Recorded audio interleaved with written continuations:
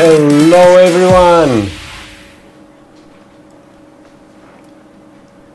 How's it going, people? I hope my audio is okay. Now, let's have some fun streaming. Oops.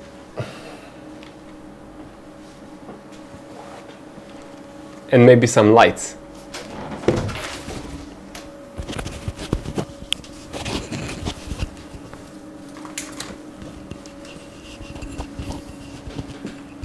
Okay.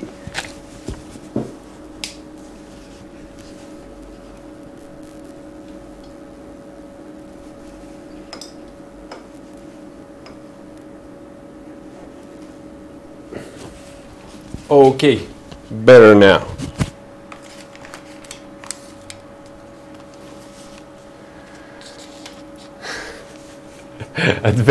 Adventures while streaming, that's how I call it.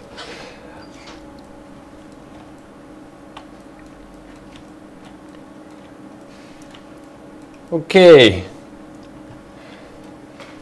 so let us get back to our modeling. We'll continue a bit with the house. We still have to add those pillars at the windows and door, and then we'll jump right into making more assets, an entire list of assets. I have some written down. I'll see how it goes though. Cool. So let's get to it and play some music.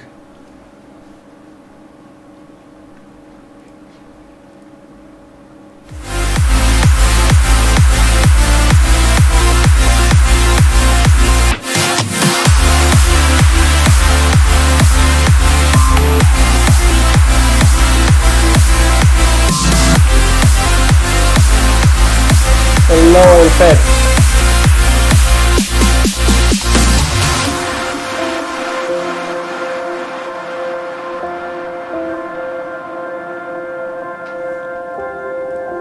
Wesh wesh. Bonjour en fait. Ça va?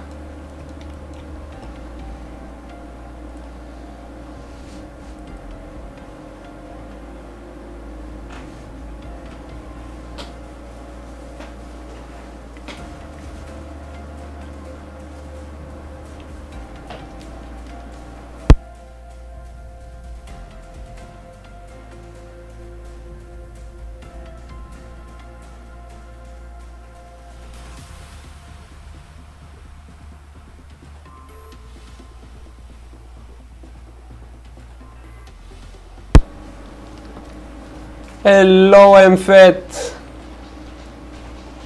How are you, my friend?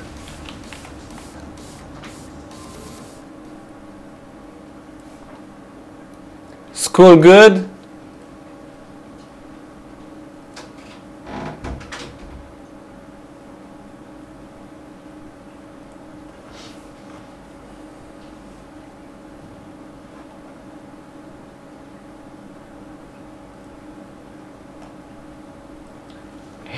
T'inquiète mec, c'est bon.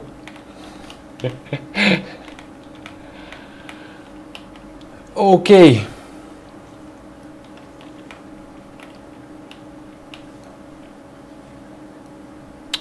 So, we still need to do the windows, the double ones and the single ones, and the door frames. So, let's pump up some music and make some wooden planks to replace these ones which are a bit too low poly.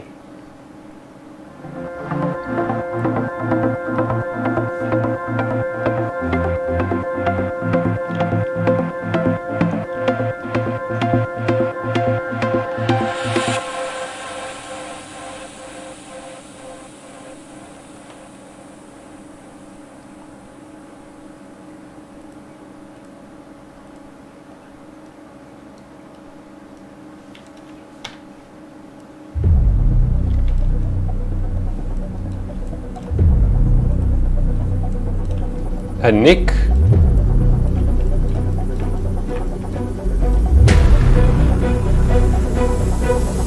What's a nick?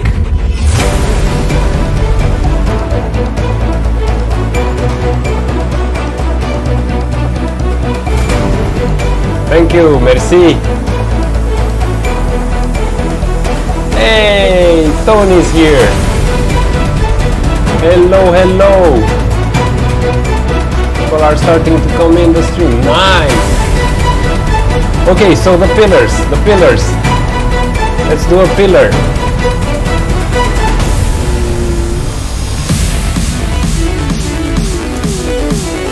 If I remember where I put it.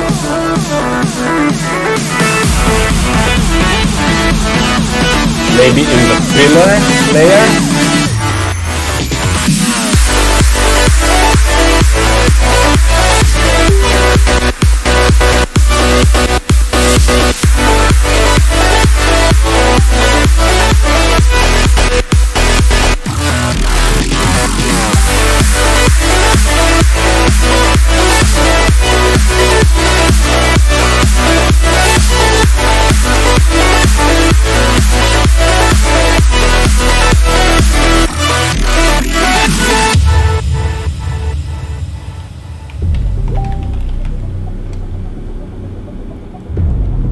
So if you're hearing all the beeping, that's Irina texting me that everything is okay. So this is the low definition pillar. I will quickly make a higher definition pillar, maybe 2 or 3 versions of it, then instance it in all the objects, update them automatically in Unreal, and we're done. Then we'll switch to making trees, bushes, grass. I have an entire asset list here. I don't know if you can see it. So we'll do everything from the asset list. Maybe I'll also switch to a Google Doc or something, so we can all track together everything that needs to be done for this Isometric RPG project. Okay, so the pillar first, music.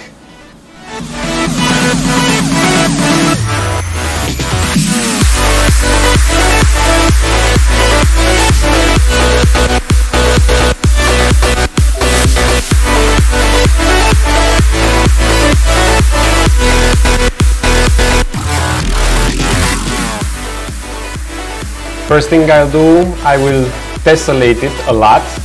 Let's call this one 01. I'll make a few models and I'll tessellate them a lot, like so. Yep. At least 3 versions, maybe even 4 of them. Shouldn't have cloned them now. First let me tessellate. So I select this, and maybe I do with the slice plane. That's the fastest way I can think of. So I just slice, slice, and slice. Or a faster way would be, for instance, if I have all these edges selected, I could chamfer them. Chamfer, that sounds like a French word. Right, en fait, chamfer. Je vais chamfer. Je vais faire chamfer ici. Sounds French. Okay, so that's enough detail for now. Let's duplicate this 3 times as a copy. And let's hide the original one, the low definition one. And let's see what variations we get.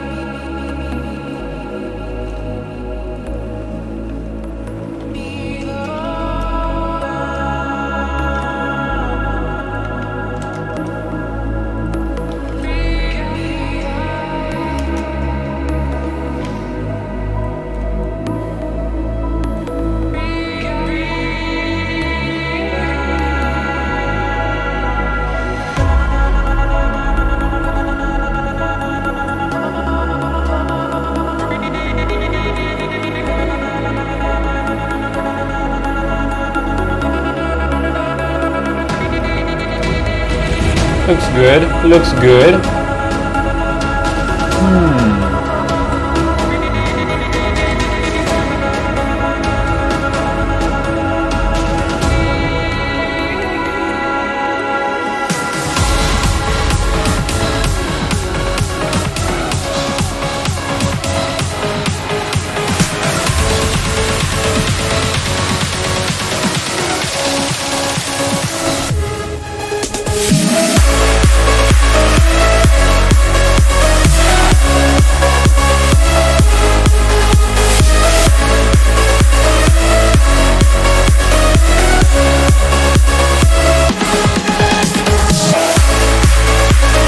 I'll add a bend to this one too, why not?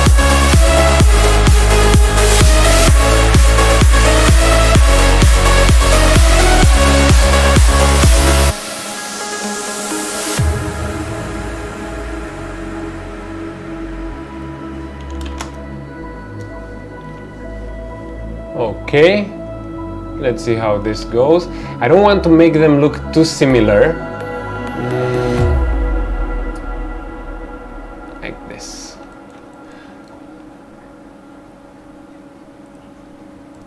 And on this one, I'll just go manual. I'll just edit the vertices directly to add a bit of noise to this plank thing. Like this, like this. Maybe this is a crooked style plank.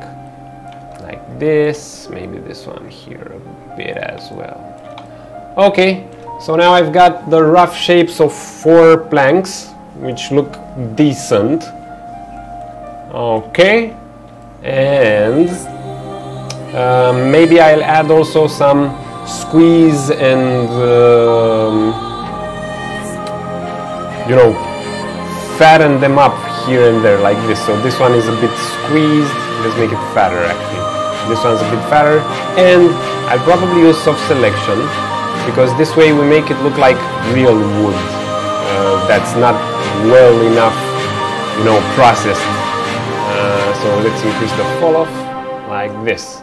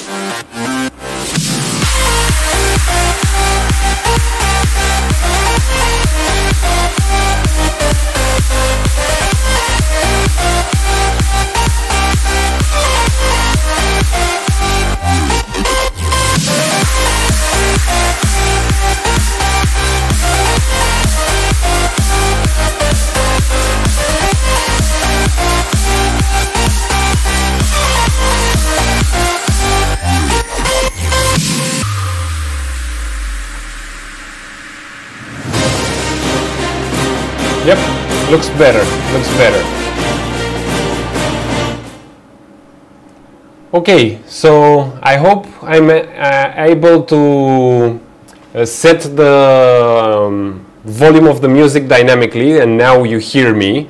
So if you can hear me okay now and the music's slower in the background, please type in the chat because I want to explain what I'm gonna do next.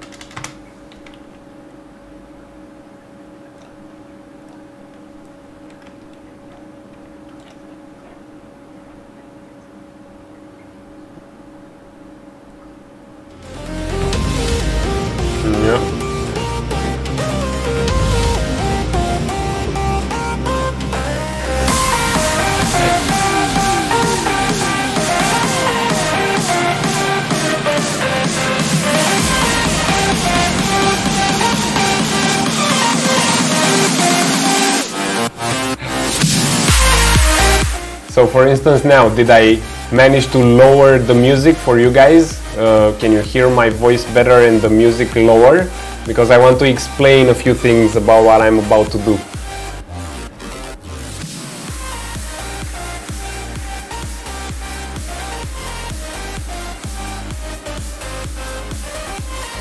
Okay, cool. So I created 4 pillar instances which look decent for now. They're good enough. They each have their own variation. Lower would be better. Okay, for the music, I guess.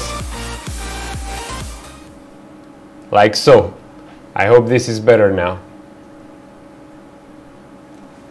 I hope this works better. Okay. 4 objects, each with its own variation. But I want to add more variation to them in order to break the repetition so players don't see it. And the way I can do this is I have a special layer here called Do Not Export, BAM, where I have these tiny little objects, these ones, which I'll actually copy in this layer as well, in my pillar layer. Okay, so now that we can easily look at them, I will take multiple tiny objects like this, add them on the surface of each pillar, and simulate, you know, weathering, chips, etc. by using probe boolean. So let's see how it actually looks like. You'll understand in 2 or 3 minutes exactly what I'm trying to do. So I'm just copying these tiny little objects here, placing them anywhere on the surface of the object. Oops, like this. Let's just look at these 2 for now. Isolate selection. So the tiny object here, I take it and place it on the surface, like so. I adjust it, maybe I scale it or anything, like this. This actually looks really, really nice from the get-go. And now I'll just do a probe boolean from compound objects, probe boolean. I'll pick the second operand, and there we go. I just added some, you know, detail as if the wood was chipped here or broken or whatnot. So now it doesn't look like a solid box anymore. And now that I've done this, I'll just have to do this on repeat for all of them. So, music, fun, let's do this.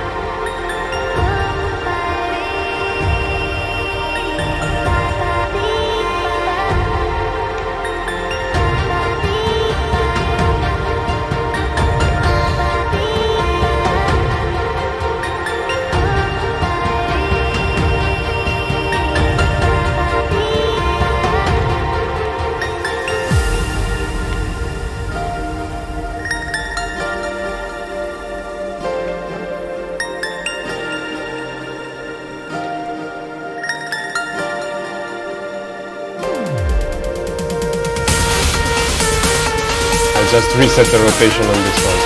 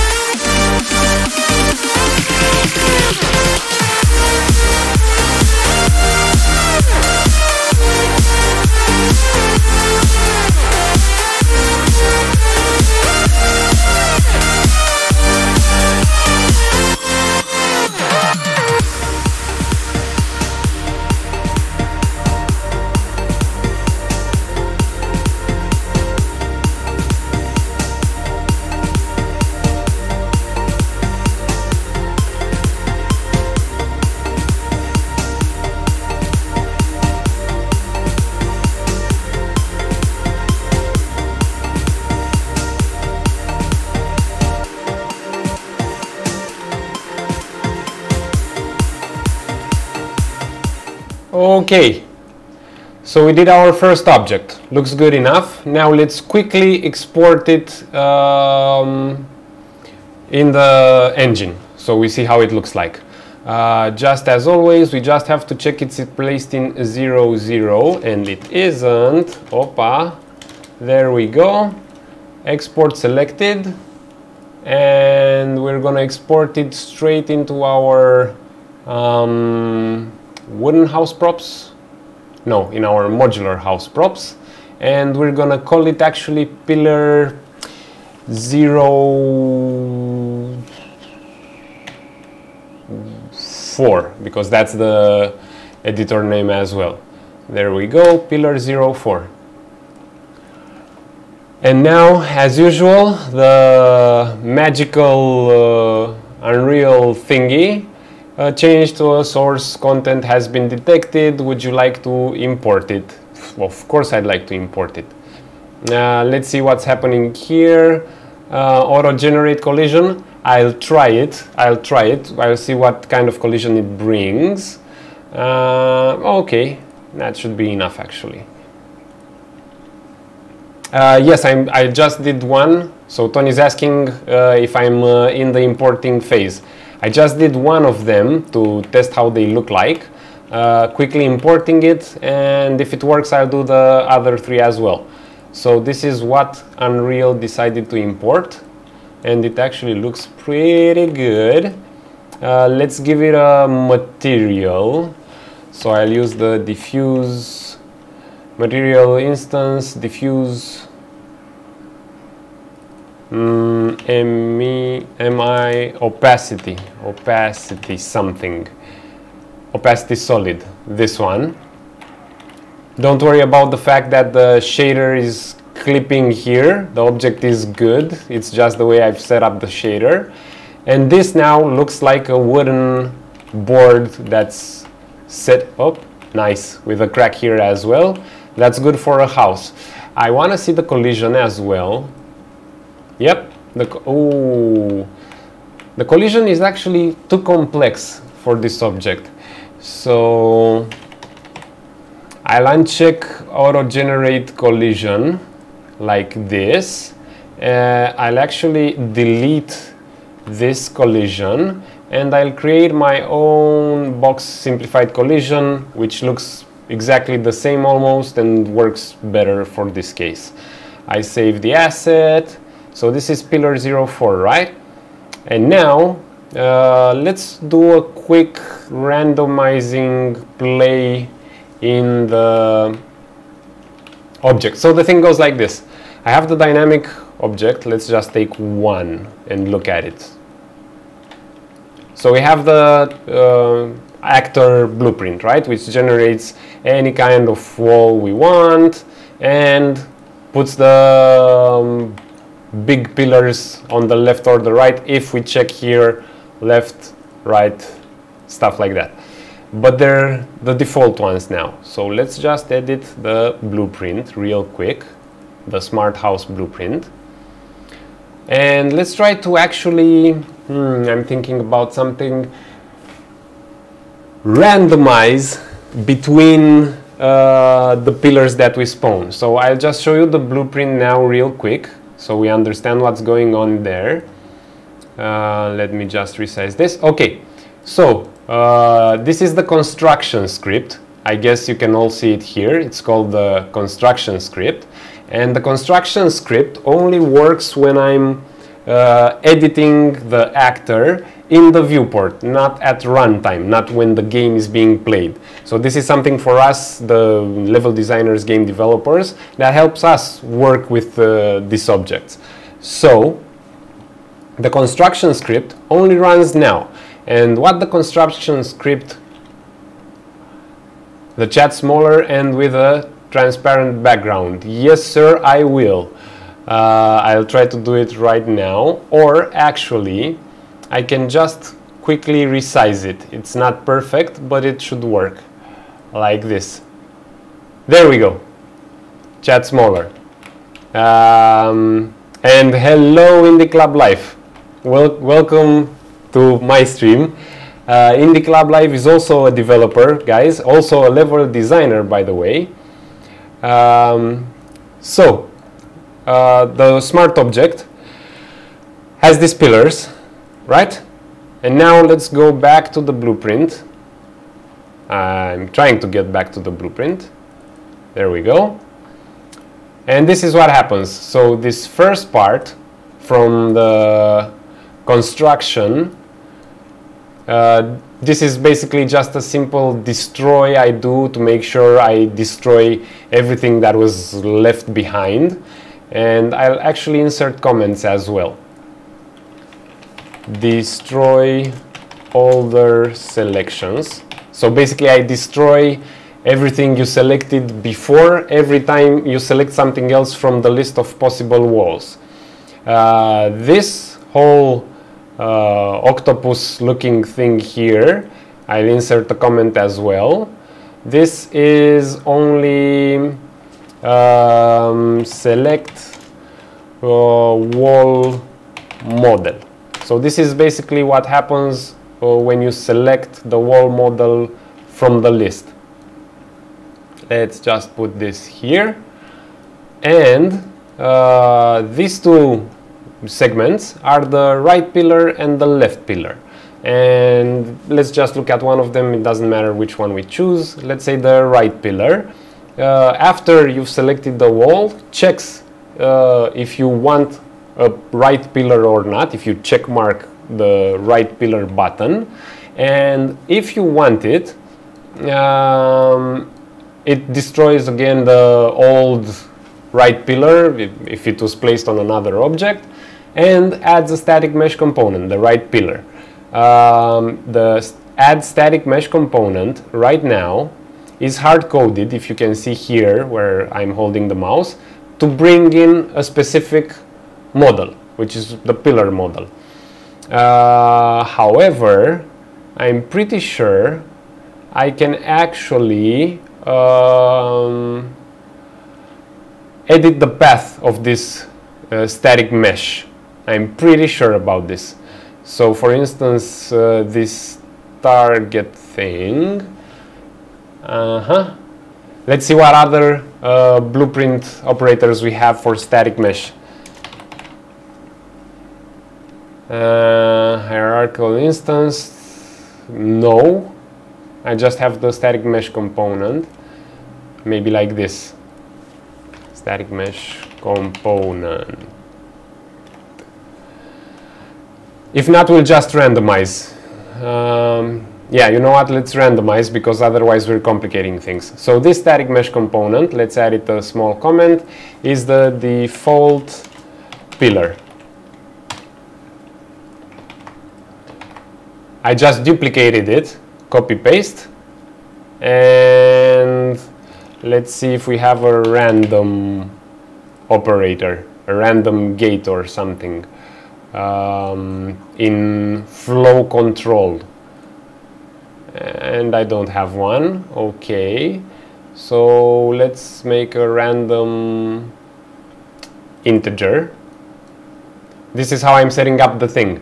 I will generate a random number from 1 to 4, and based on the number I will select randomly one of the pillar models. So maximum is 4, right? Let's make also a selector. Select, maybe, like so. Index, and okay, 2 options for now. It's perfect because we only have 2 pillar meshes so far. So we'll just select based on the index what's option 1 and what's option 2. Okay, let's look for another logic operator.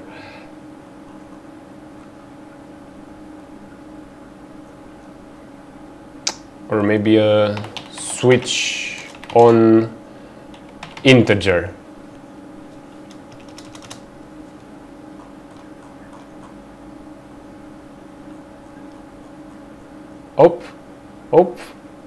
I'm looking for something to work with. If not, I'll do it another way.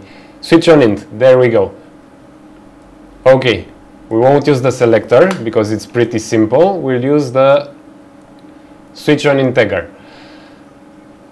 So I'll add pins here, 1, 2, 3, and 4.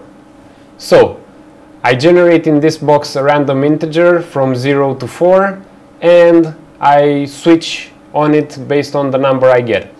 I only have 2 meshes for now done, so I'll connect this, and for debugging purposes I'll put the maximum to 2. So the impulse comes through this pin, goes on switch on integer. The switch on integer checks the selection, which is a random number 0, 1 or 2, and then does something based on this one, and actually I have to put it to 1. So we use 0 to add this static mesh component. Yes, yes.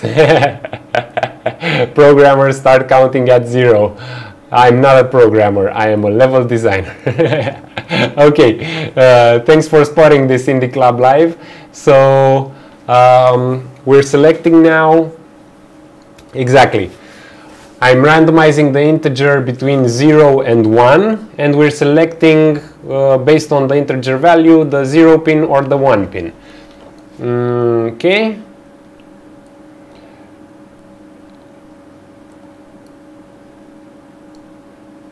I'll have to duplicate this one as well. So I can only set a variable from a single source.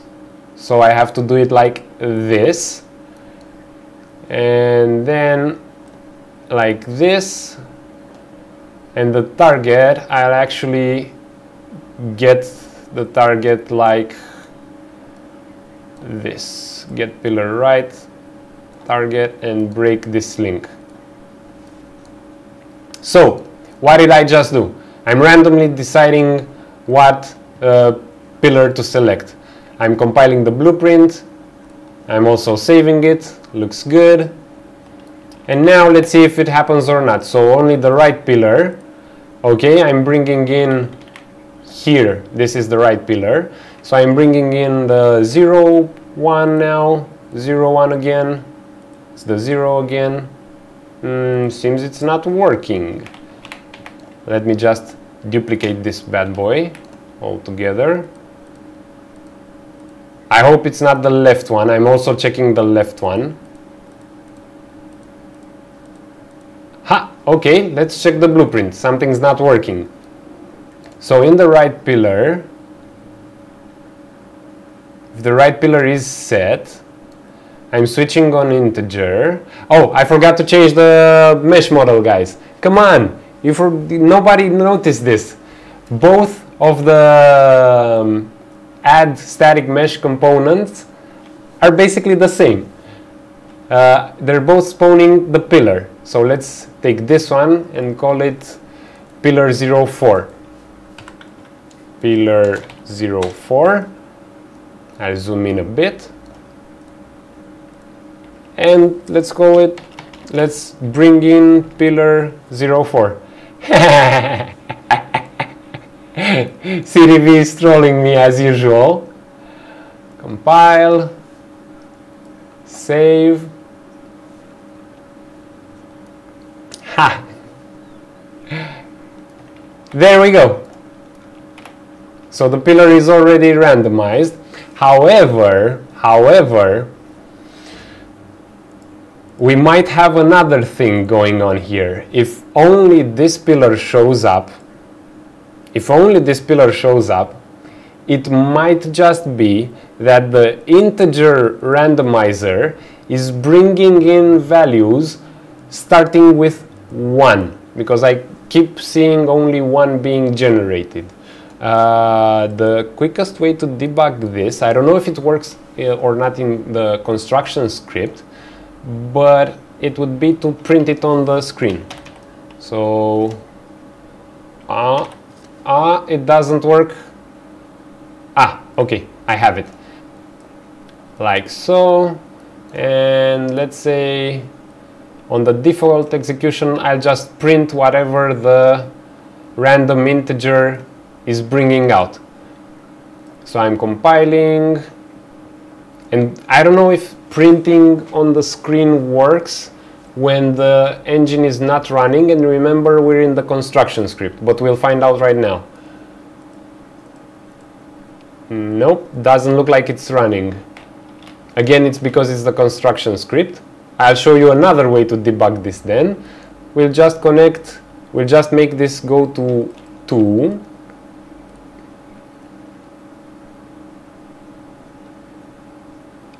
No, wait. Let's break, no, wait. I've noticed this. So the random integer, we can actually read what Unreal is telling us. Returns a uniformly distributed random number between 0 and maximum. So it does return something between 0 and maximum. But does it return 0? Let's test it like this. I put here 2, so it will probably return 1 and 2 if my assumption is correct. This goes into 2, this goes into 1, and I break the link from 0. I compile, I save, and let's test it again. Okay. Oh, now it returned 0. Can you believe it? Now it returned 1. It returns a lot of ones, and I think now it returned either 0 or 2. Okay, so it's between 0 and maximum. Maximum minus 1.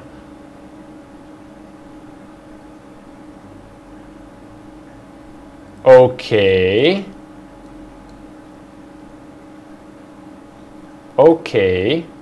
It's getting even funnier. So it returns something between 0 and maximum minus 1.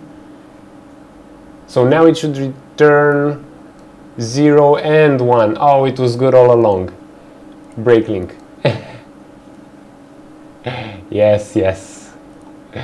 Good save, Indie Club Live. I don't know what I would do without Indie Club Live here. Luckily, he's also a level designer. There we go.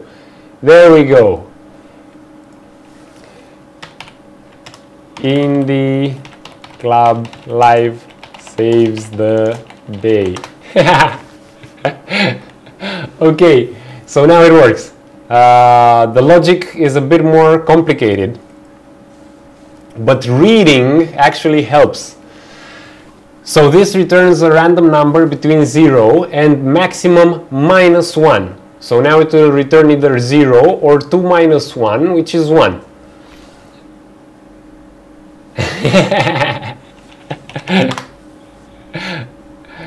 Okay, now I should make two more pillars to have the whole randomization thing going on.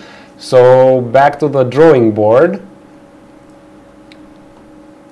Okay, I did one. I'll actually try to maybe export quickly. What do you guys say? Should I quickly export one by one, or should I do all three of them and export them at the end and we listen to some music while I model them? Your call. Type it in the chat.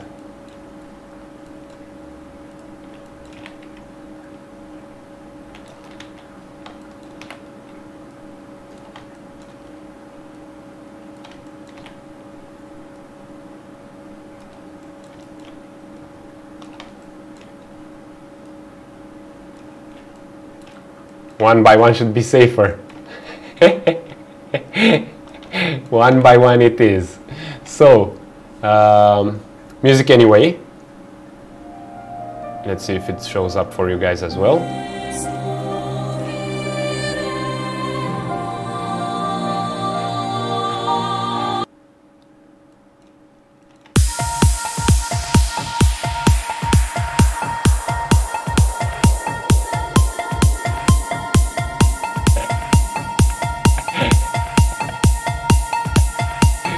So on Twitch, in the club live is asking me to. So on Twitch, in the club live is asking me to do it level designer style, which means export all of them at the end. Notice one of them has a mistake or something. Fix it. Break another by fixing the one that had the original mistake, and finish exactly during the deadline. I'm very, very tempted to work that way. I'm very tempted to work that way. But Tony did suggest we should go one by one, and I think it's the safest bet.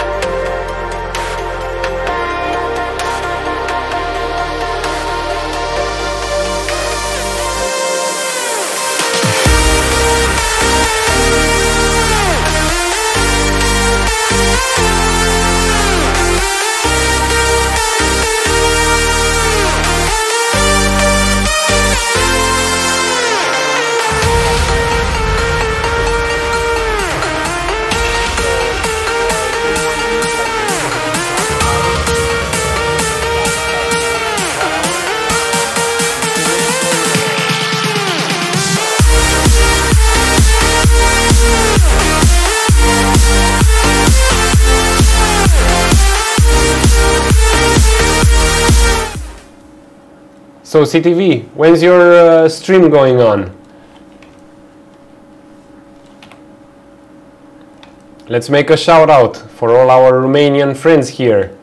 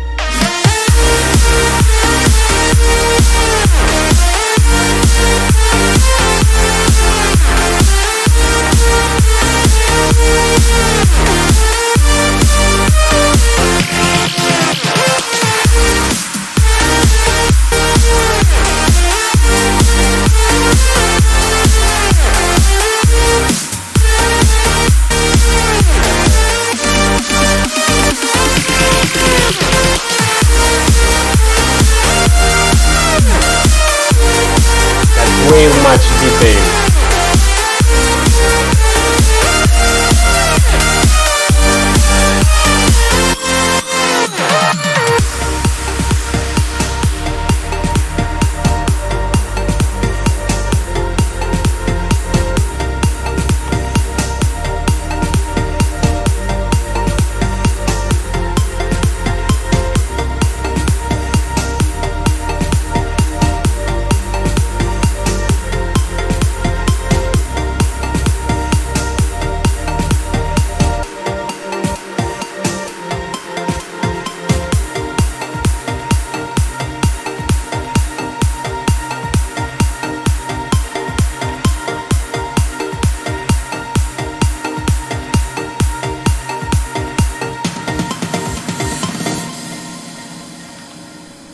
Connecting a few edges here and there, just to ensure I get the proper surface effects when it loads up in Unreal.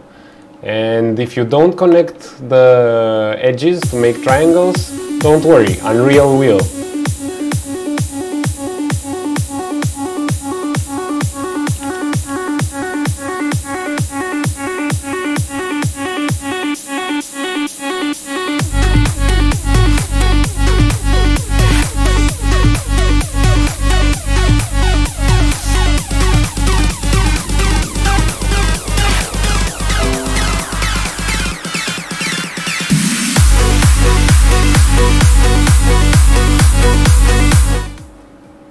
Again, we'll go to the magical powers of Unreal to save the day.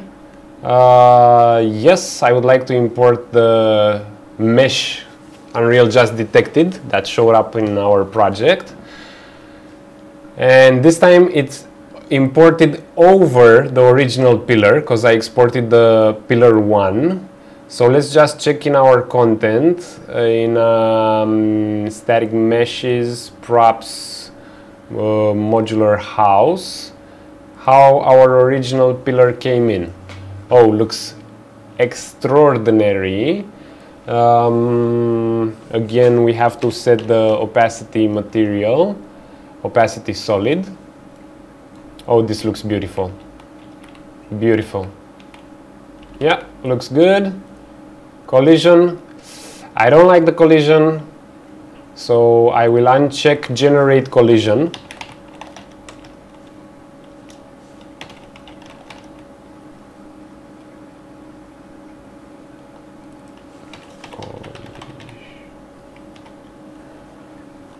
Let's see, don't auto generate collision, and delete what it auto generated. And create my own box simplified collision. Beautiful. And now we'll also test the switching between these two pillars.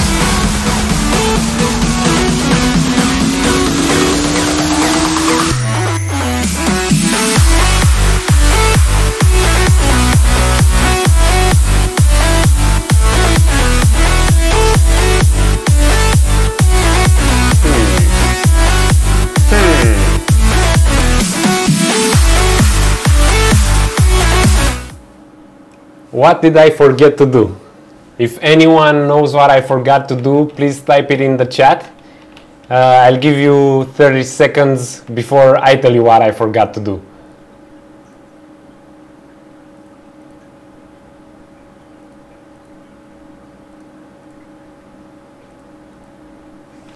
Come on guys, what did I forget to do? Why isn't the pillar working properly?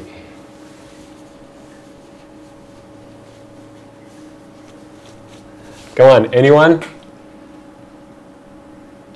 Okay, I'll show you. So, what I forgot was to put this bad boy over here, exactly, to put it in 0, 0 before exporting. There we go.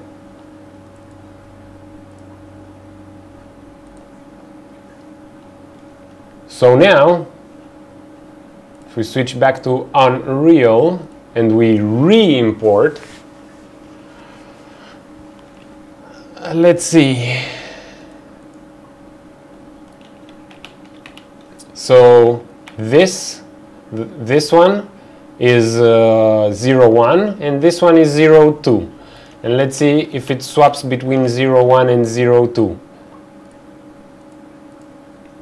0, 2, 0, 1. There it is.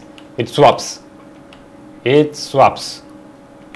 Yes, Tony. Yes, you should start doing your own assets already. Cool. So it works. Now let's do the other two ones at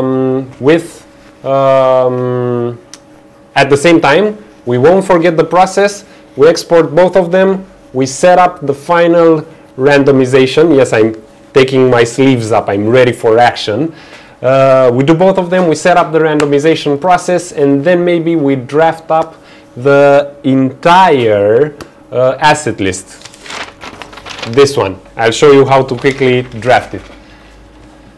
So, back to 3ds Max with music.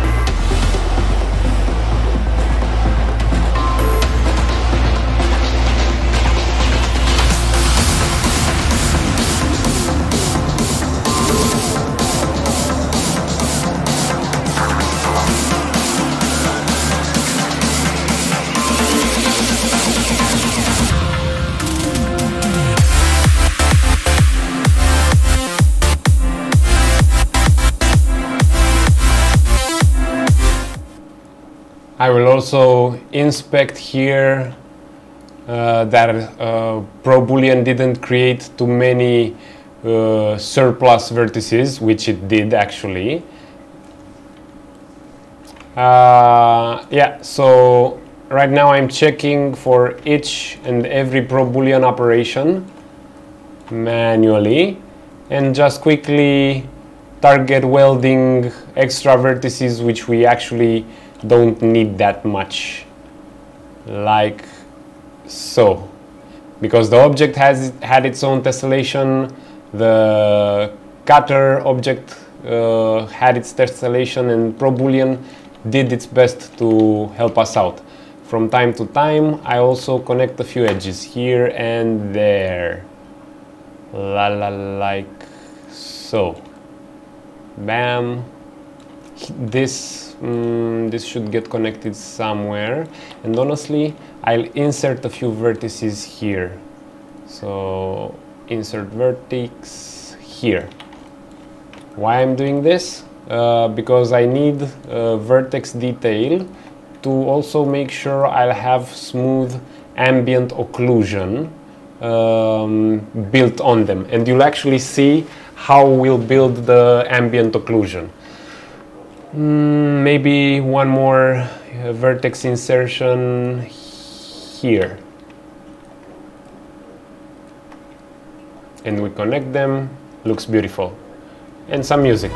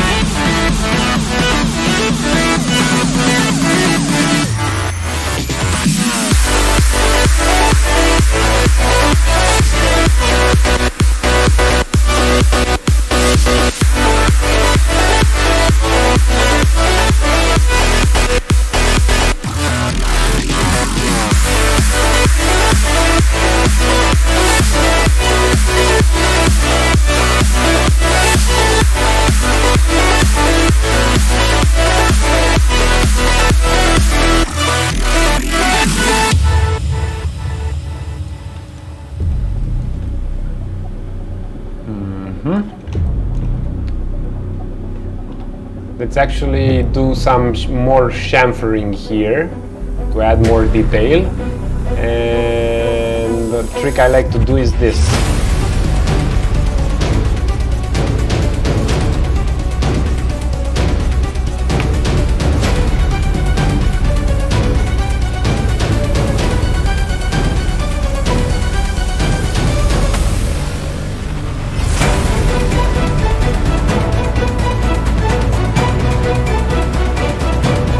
Good. Looks good.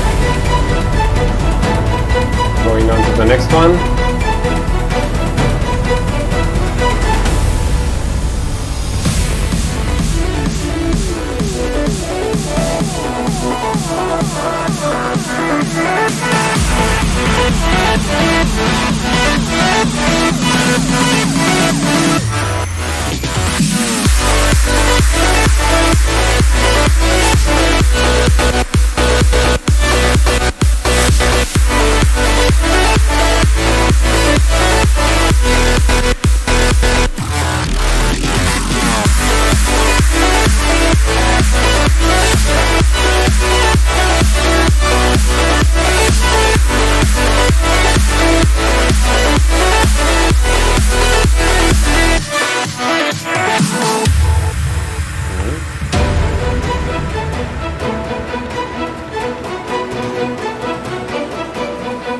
Okay, so I'll insert more vertices here in this crevice here to add detail again for the lighting. So let's see if I get it right. So I want these three to be connected. Whoop, didn't get it right. Like so. Connect this one with this one, connect. So I just created those edges. This one, like this.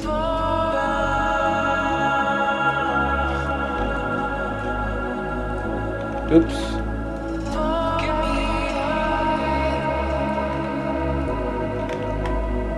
So it only works if I connect them like this. Beam and beam. I want to check something.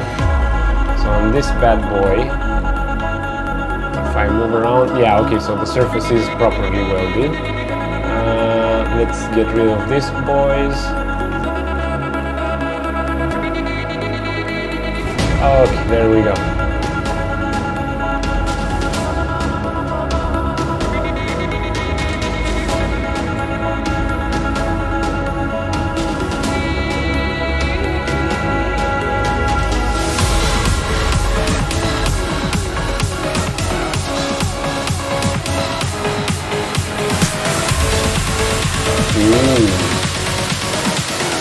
Not bad.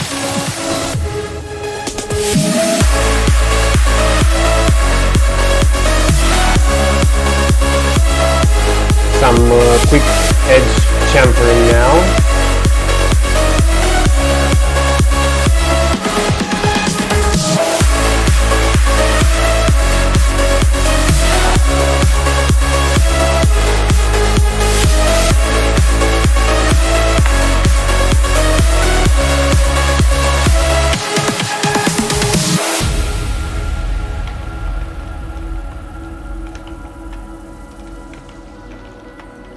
So my mouse is really acting up. Sorry about that.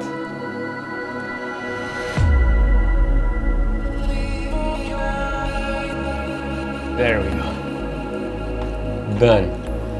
Now another thing we could do to preserve the low poly style and kill a bit the FPS, I'll explain later, is to select everything and put smoothing groups for each 15-degree angle the faces make. Like this, like this. This makes it look like a harder surface.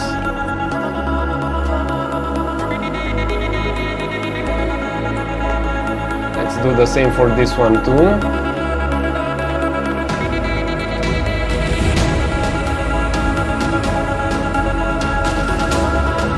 Clear existing, set to 15, and auto smooth. Now quickly prepare them for export.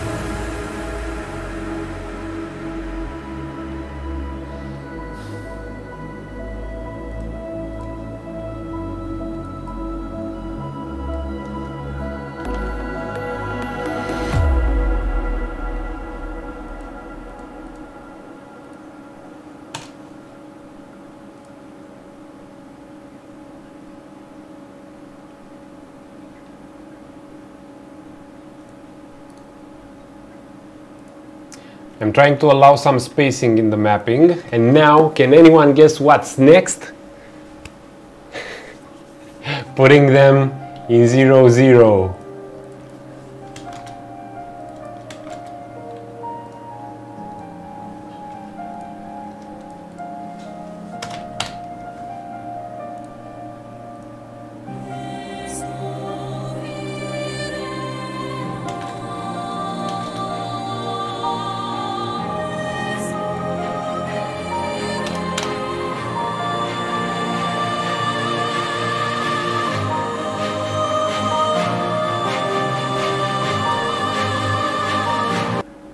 Let's change the music a bit. to a more upbeat tone, because right now we're going back to Unreal. There we are. 2 changes detected. Perfect. Do not generate collision. Where are you? We are the coldest. We are the coldest. We are the coldest.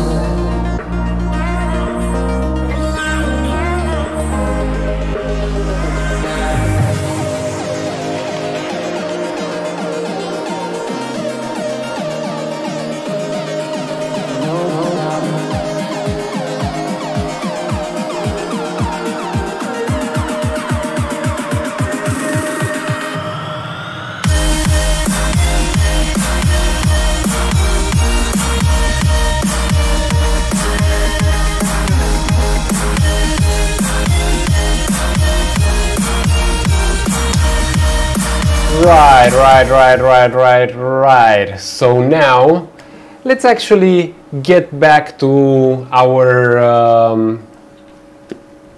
blueprint. We now have 4 types of pillars, one looking better than the other, I hope. And now let's actually randomize each one when we call them in. So we've got the default pillar, we've got pillar 04, let's make this one pillar 03, like so. I've set it here, and let's make this one pillar 02.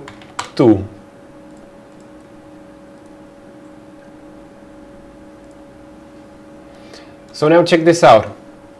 We've got 02, 03, 04, and let's, for the sake of the conversation, keep some logic with numbers. So I'm reordering everything.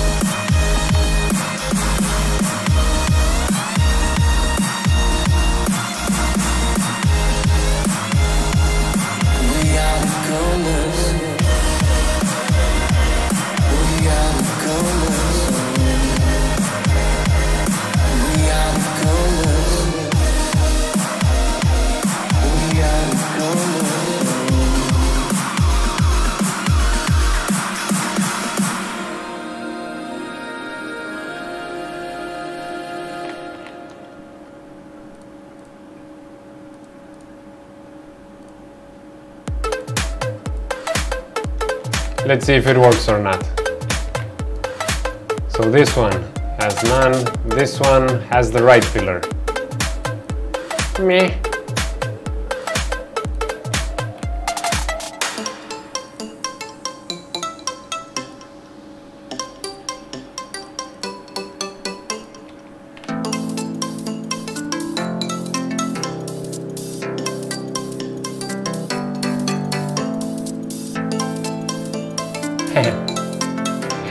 So the problem is I'm randomizing the pillars. The problem is I'm randomizing the pillars every time you select any kind of pillar. So if you select the left or the right pillar, I'm still randomizing even the other one.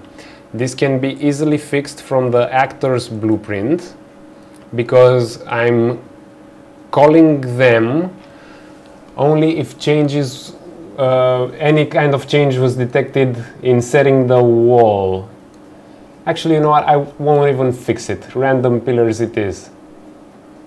Let's just do the same randomization for the left pillar as well.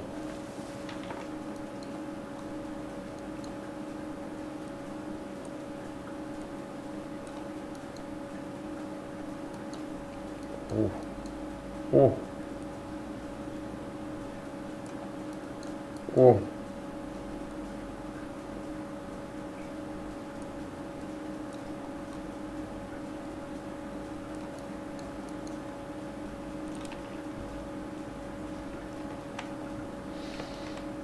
Mm-hmm.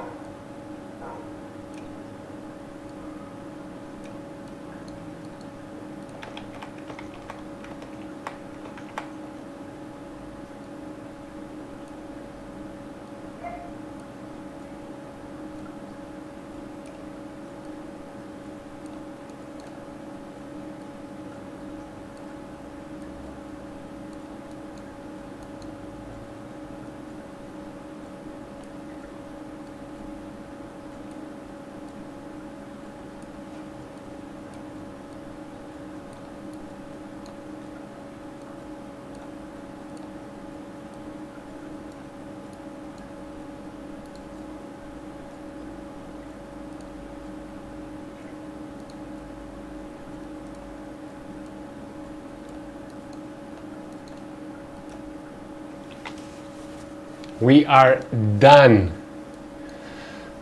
Okay, so now the smart house compiles properly.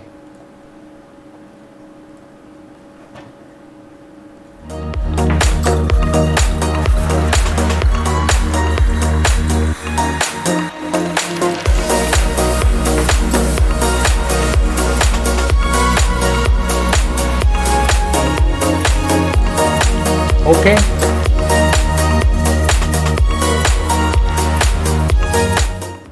Let's redo the entire house layout, see how it compiles and how the ambient occlusion looks like.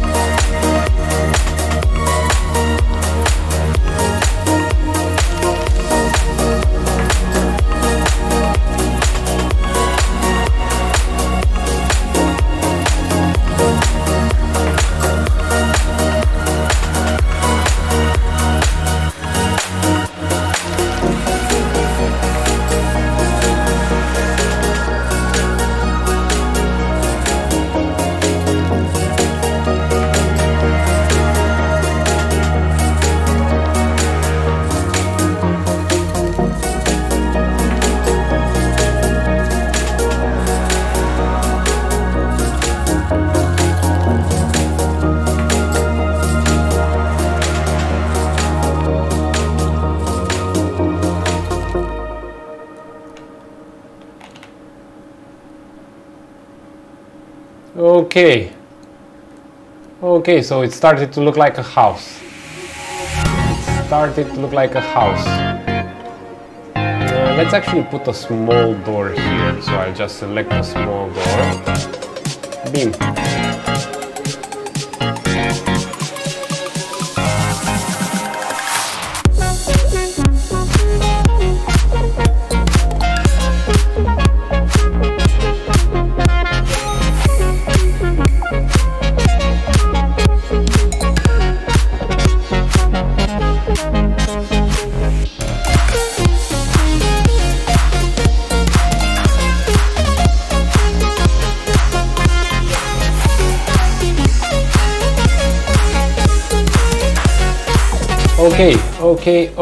Okay. So now the moment of truth. Are the pillars working as is expected? So let's say I give this one 2 pillars. They seem to be different.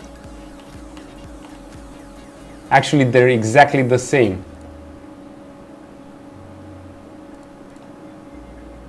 Now they're different. Okay, so it's a game of chance, I guess. Like so.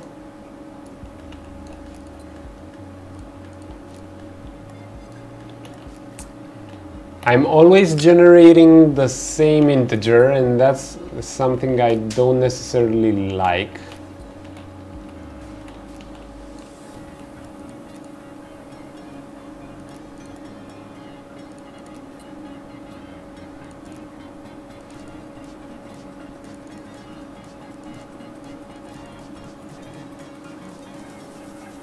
Aha, okay. So it was just a chance. Okay.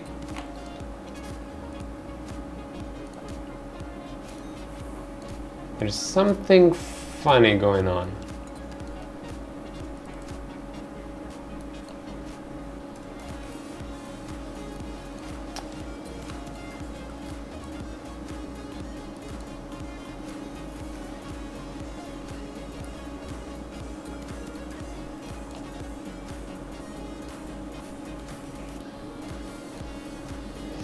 So the problem is this. I keep regenerating the pillars I don't necessarily want to regenerate. So if I'm just working on the right pillar, why should I regenerate the left pillar? So I'm thinking of different methods to set and unset the pillars. So right now, I'm just looking at, coming from the construction script, I'm just looking at the pillar flag and doing something based on it. However, for the has pillar,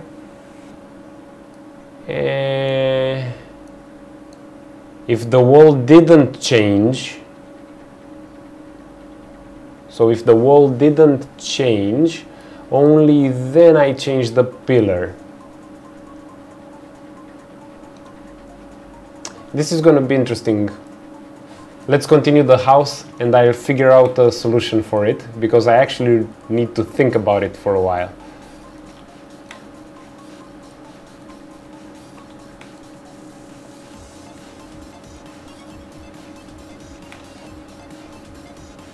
There we go. Adding pillars everywhere I go. This actually has to be rotated towards the outside, because we don't want the rain to go in.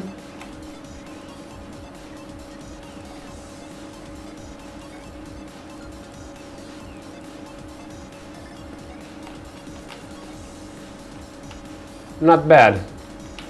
Okay, and now for the supreme test of hardware. Let's compile. Let's build. I'll just set the lighting quality to preview for now. And monitor also my processor and everything. I'm looking at the temperatures and load and everything to make sure we're not setting ourselves on fire. This is the swarm on the processor working on the lights. Oh.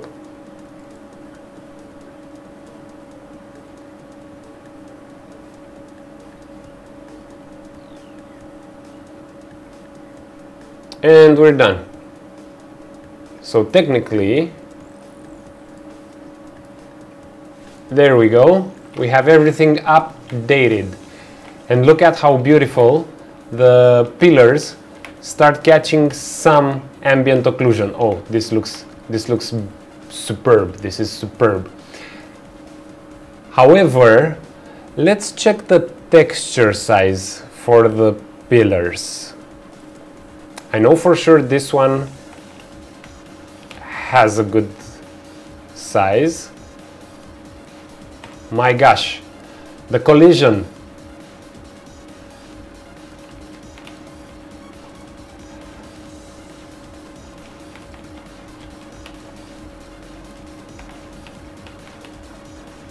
Let's check the texture size.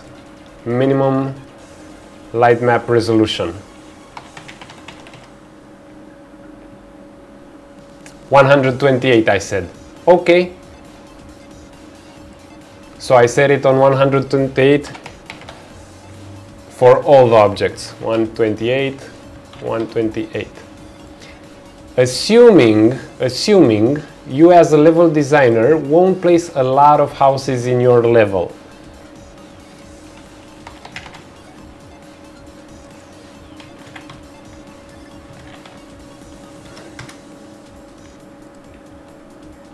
And I also have to check pillar 04. Ha!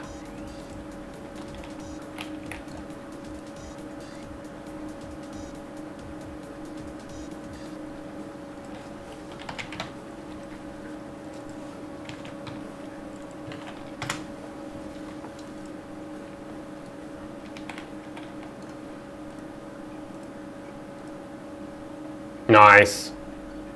So everything should be okay. Let's rebuild the lighting and see how detail comes in all the cracks and crevices of each pillar. This should be fun.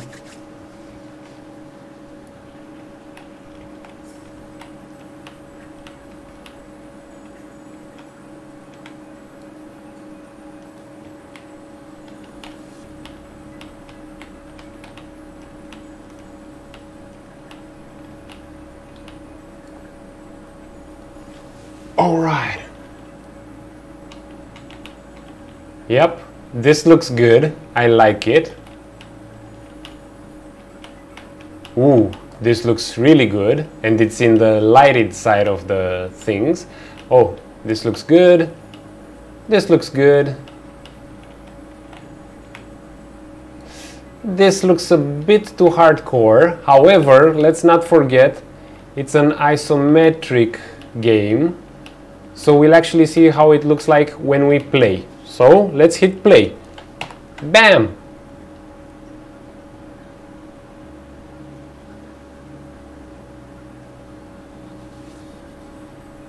Oh, hello. The pillars look good enough. The walls entirely look good enough.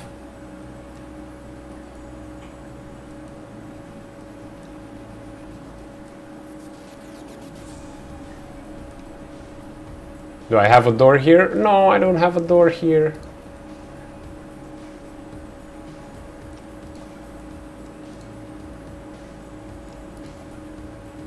Okay, okay. Now, there's something else I'd like to check.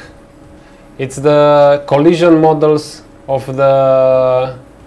Oh, actually I don't have to check them. The collision models of the pillars. Everything looks okay. The shader seems to work everywhere. So, ladies and gentlemen, looks like we're in business. The trolls can navigate through the doors. Looks like we're in business. We have ourselves modular house actors, which we can use any way we want. How awesome is that? Okay. This looks a bit off.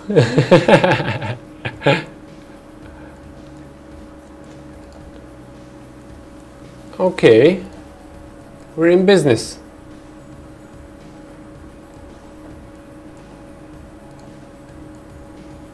I still have to work a bit on the enemy troll AI, but looks good. Overall it looks really good. Geometry cuts nicely. Not bad. Not bad.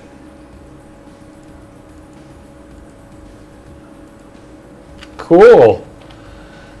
Okay, so what should we do now? Maybe something from the asset list I mentioned. It's an entire asset list. I wrote a lot of stuff on it. Or to add the proper pillars to the windows, etc. So I'm asking you, fix windows with pillars or new objects from asset list? You tell me, guys.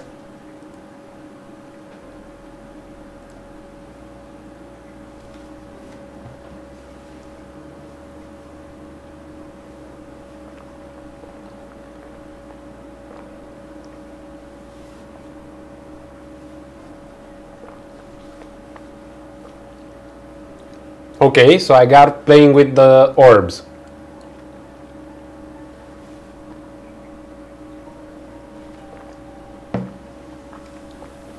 If orcs could damage other orcs. It's on my wish list, but I won't yet implement it as I have to do other more critical stuff. And this is the red to green stuff I was talking about. Let me just turn down the music a wee bit. So we currently don't have assets in the project, and we really need that to get going on the level design course. Whereas orcs damaging other orcs is something I could update anytime after people start doing the level design course and creating their own levels, etc. I could just update there. So for now, let's keep the choice between new props or fixing the windows. Your call. It's almost a democracy, Tony. It's almost a democracy. I really love it how the material cuts here. Windows. Okay, let's fix the windows. This should be really fast because I'll just reuse the planks I already did for the... What's this? The planks I already did for the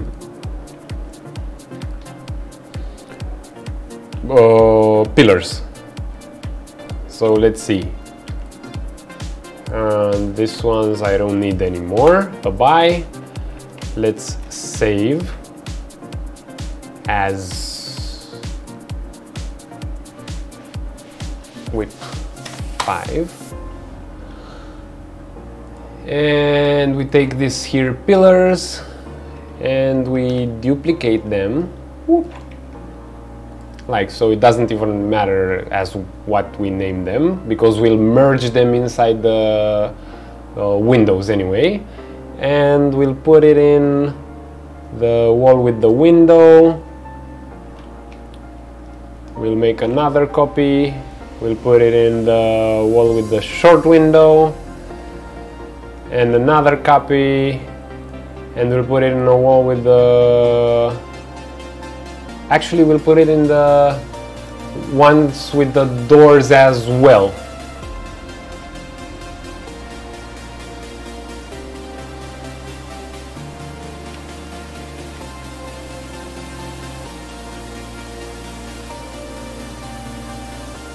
Door.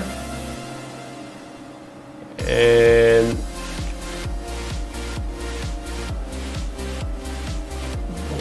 short and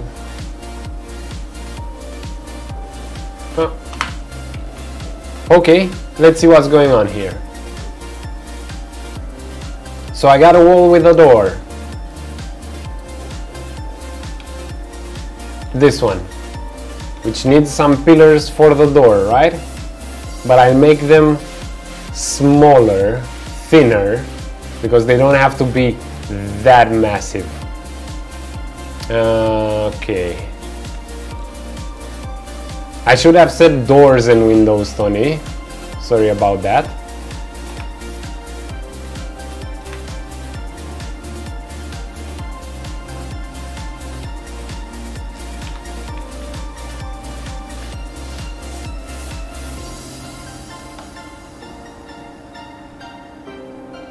So let's scale this bad boys, I don't know,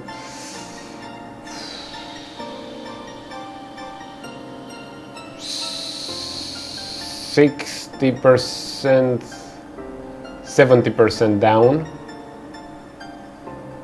70% down on X and Y axis. 71, good enough. So this one and this one will be scaled 70%, up, down, like so. There we go, and maybe scale this up a bit. Come on, come on, come on, come on. Get fatter, fatter, like this. Okay, now I just aligned them real good. There's a catch with the doors, and that's why I started with the doors. The catch here with the doors being that the enemy trolls, the ones that built these houses, still have to navigate through it. So I'll have to quickly make an export and check if the troll, after I arrange the collision to have the door frame as well, can still walk through the door when he's chasing me. Because it's his house, he should be able to walk through a door in his house, because that's why he built it, with his trollish friends and trollish wood masters from troll land. So I'll just place it here. I'll always try to place it as close as possible to the border of the geometry, so I don't disrupt too much the navigation. And also bury it a bit here. And let's see, this one should be, so they don't hit their head, here. So it should be like this. Now let's see. I'll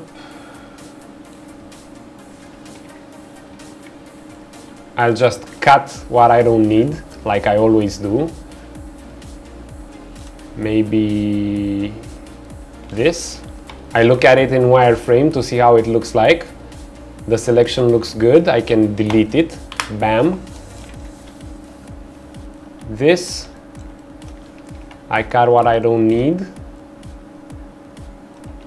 Oh, I forgot to go into polygon select mode. So I cut what I don't need. But here I'm getting a lot of funky stuff from the geometry.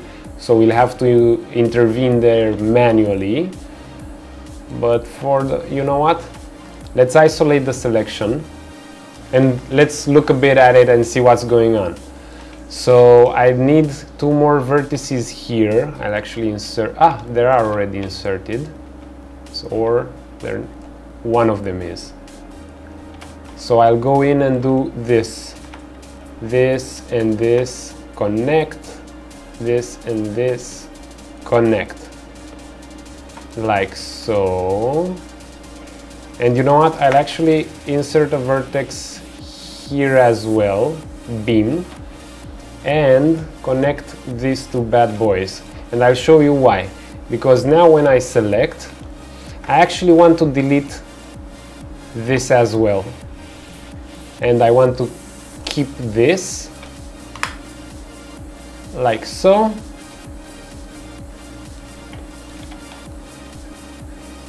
Okay, let's just weld this one here. Select this entire gap here, and I'll cap it. There we go. You know what? I could actually just take this one and flatten it, because it will stay under the door frame itself anyway. I also don't necessarily like, I don't know if you can see it, this thing here, and to fix this thing here, which I'm pretty sure you can see, I just connect it like this. There we go. Up, looks good. Up. Connect these two as well.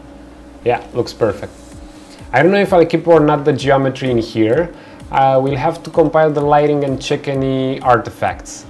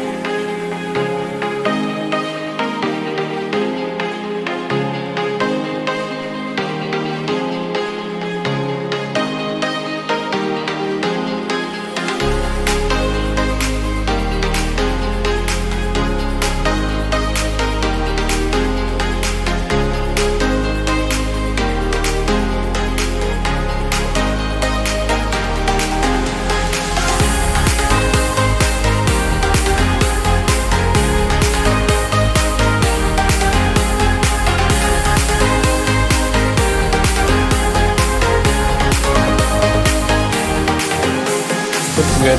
Looks good.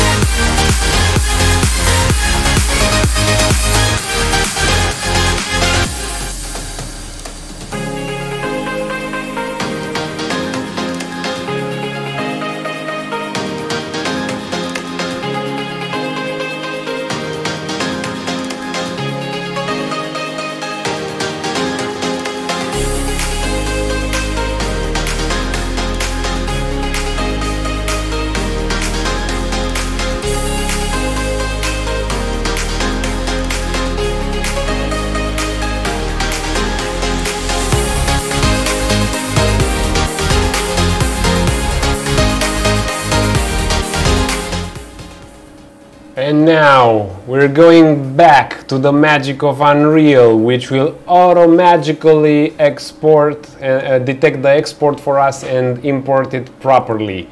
So wall door short, no, wall door long. I don't have any of those in the scene. Can you believe it? Wall door now has a frame. There we go, people. We now have a frame. Easy as pie. Which actually looks really good. Quickly building the lighting again to test it.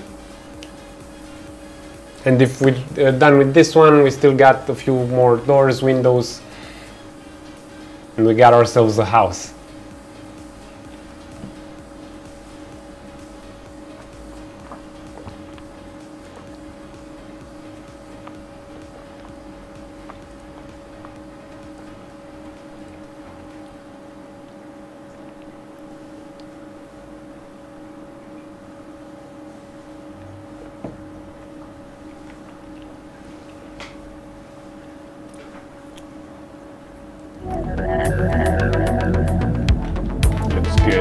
Looks good.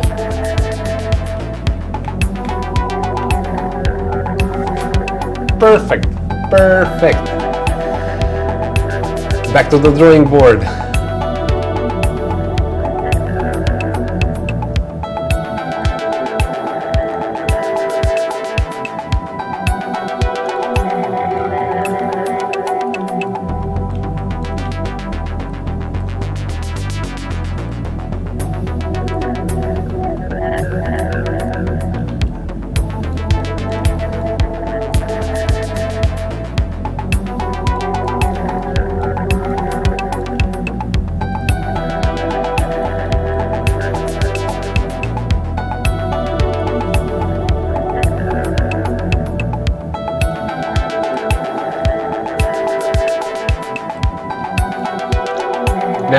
in case you're wondering, what can we do about not showing repetition at the door and window frames? The answer is very simple. We'll just mirror or rotate any kind we want the objects so they look different. So for instance, I take this one, I go to mirror, and I just transform its geometry on the z-axis, like this. So now it looks like a different kind of pillar. And maybe this one, I just rotate downwards 180 degrees, so it looks like another kind of pillar now.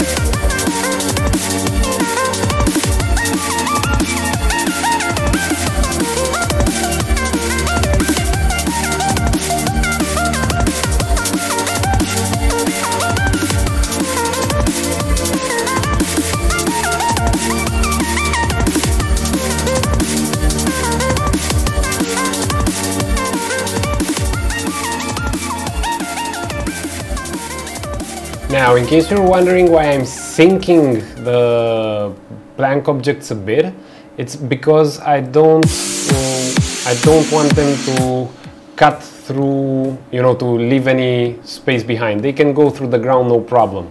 It's better they go through the ground than stick out.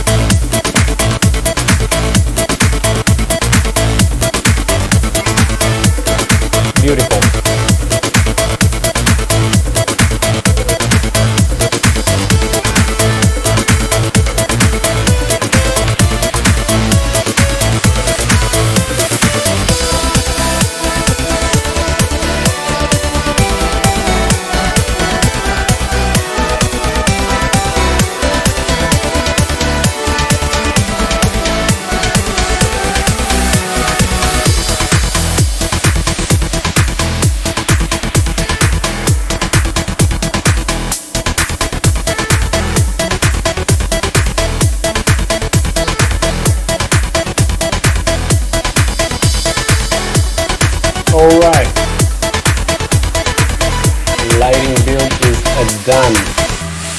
Looks good. Looks good. Everything looks very good.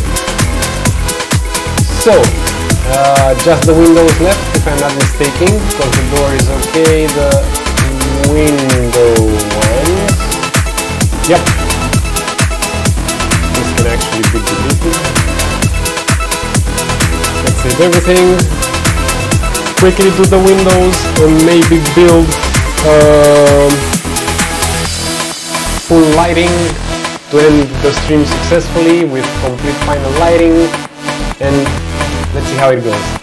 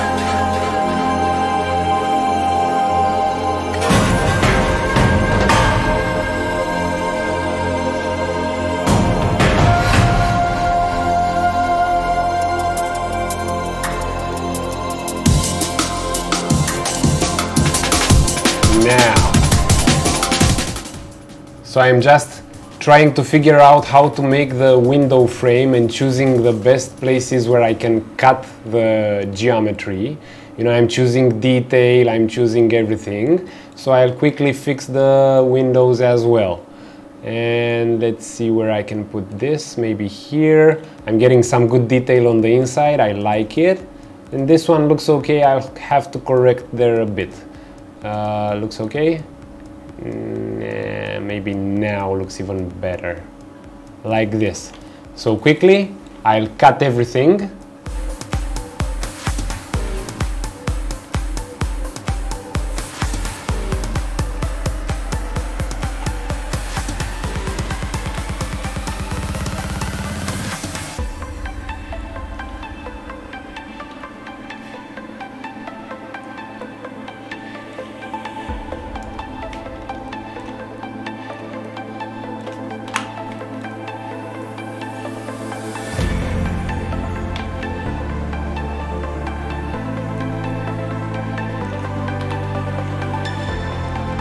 like so. Maybe resize a bit. Boom.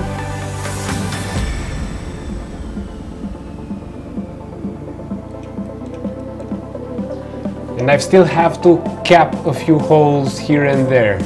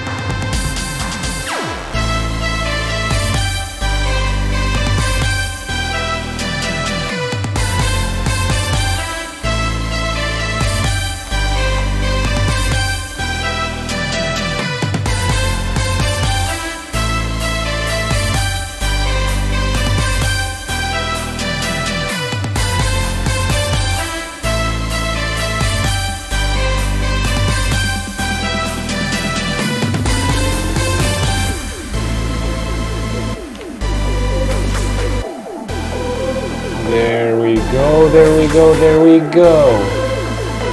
Looks like a proper window this time. Maybe this one a bit thinner, so we can actually see outside. Okay, let's quickly flatten the mapping.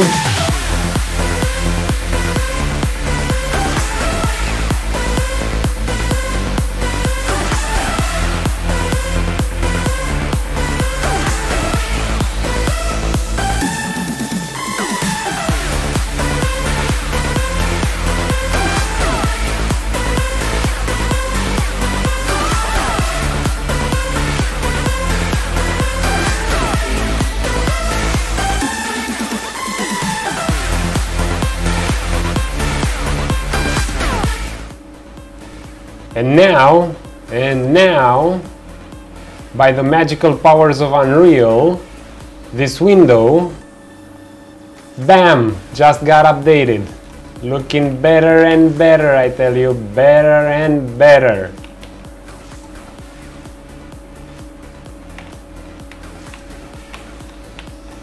There we go. Nice. The windows look like windows.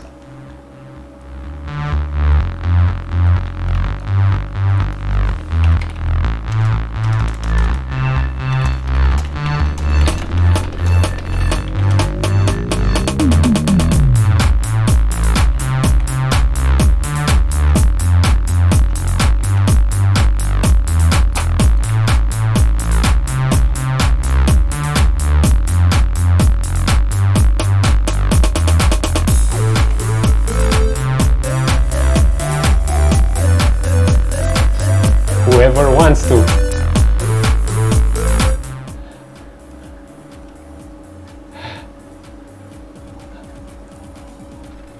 How many hours? Probably half an hour more just to finish this. It's not even about streaming, it's about finishing the stuff I have to finish.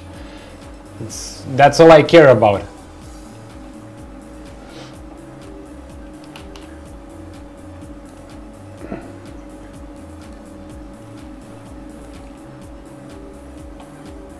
So where are you? I am a bit tired, that's true. a bit.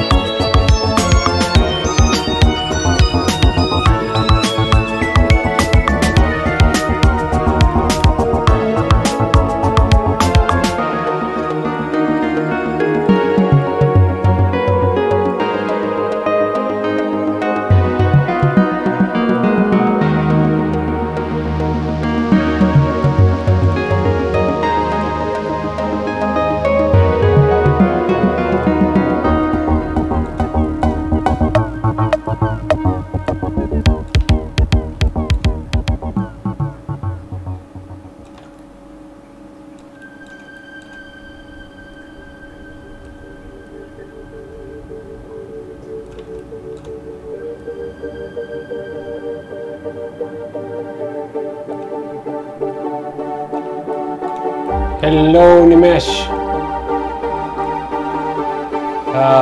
And to answer Indie Club live, no, not yet. I'm planning to play it on stream actually, maybe this Sunday. I want to look at it for the first time when everyone looks at it for the first time. I don't want to rehearse or practice. Yeah, baby.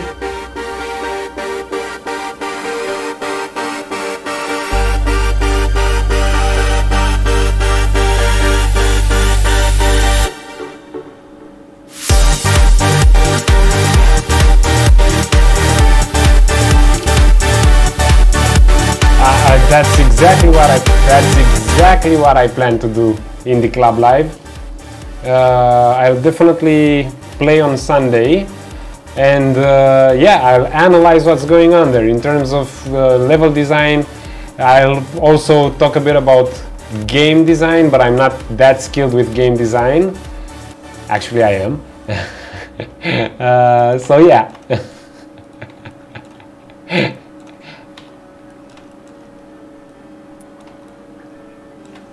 We play games like developers do. And of course, yeah, it's about learning, not judging. Learning what to do again.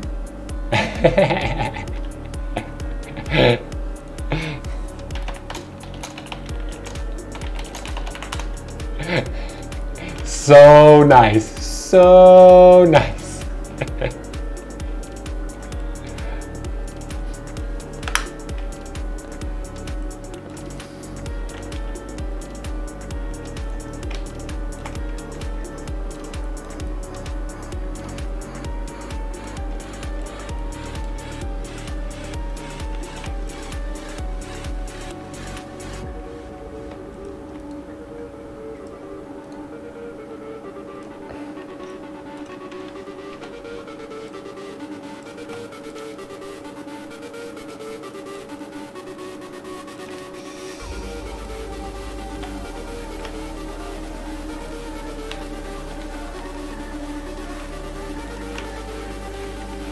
Okay, so I'm building modules for the Isometric RPG level design course I'm about to release. Modules for this house. I'm almost done. I just have to add this kind of window boards to the small window instances as well. And sorry I didn't catch that. Comments don't always come in properly. So thanks Indie Club for helping me out on this one. Okay, looks like I have to insert some vertices again.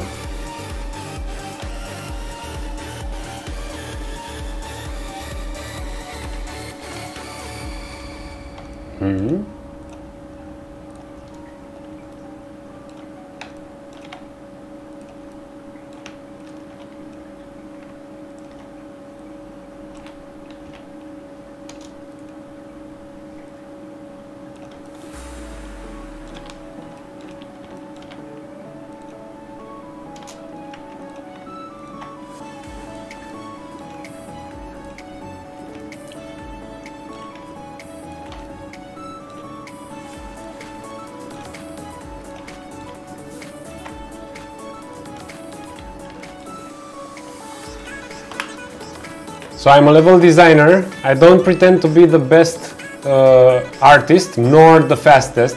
So anyone, if you have suggestions on how I can accelerate the work I'm doing, please type them in the comments. Hey, one new subscriber. Thank you, Nimesh. You are amazing, bro. Thank you. So throughout the week we work really hard on bringing this project to life, and Sundays are for fun. So we'll play video games, we'll look at them like level designers look at them, and that's why maybe it's also good to tune in. We'll dissect and learn from big and small games alike. Thank you, Nimesh.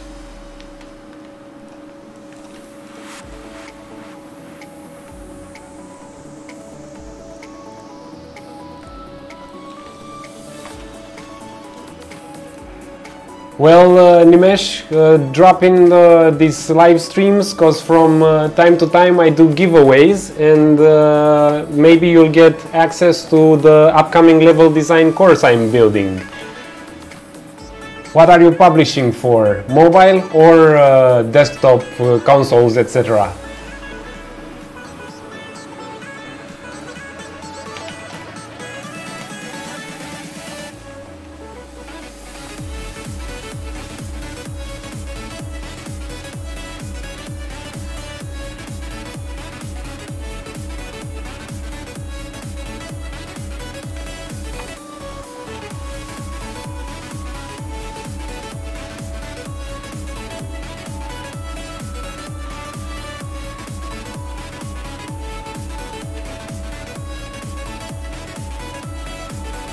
Nice. Unreal's pretty good on mobile. Pretty good on mobile.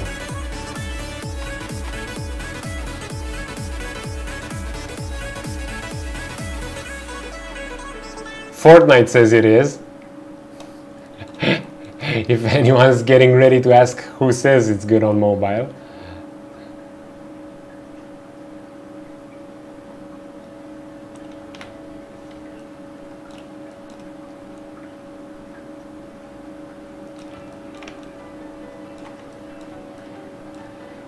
Nimesh, I'm telling you, bro, just get lucky, and I'm pretty sure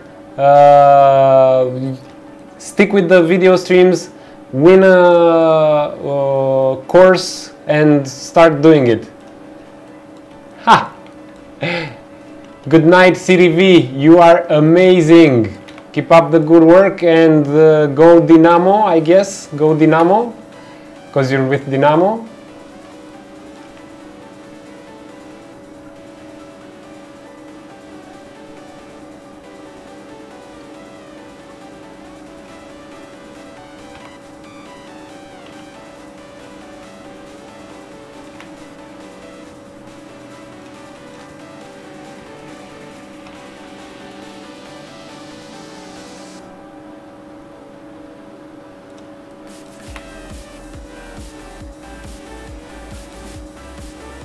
So I'll quickly switch to Romanian. Mulțumesc frumos, Teo!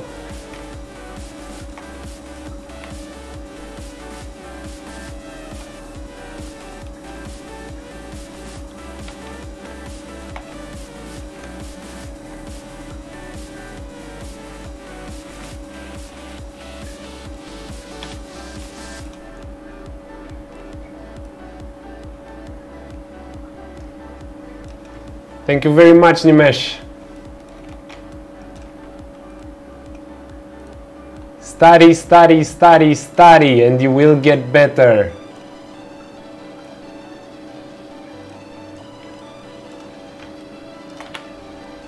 Nice. What time is it in India? It's like super early now, right? 8 o'clock in the morning or something? Has to be super, super early.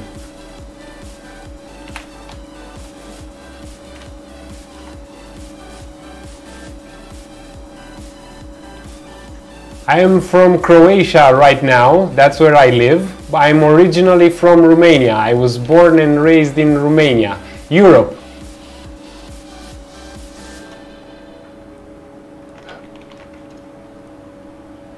My God, Nimesh. 12:49 a.m. Yikes! For me it's 21:19. Ah, it's midnight. Midnight? You're on the coast? One of the coasts of India, I guess. Because it's really close to my time.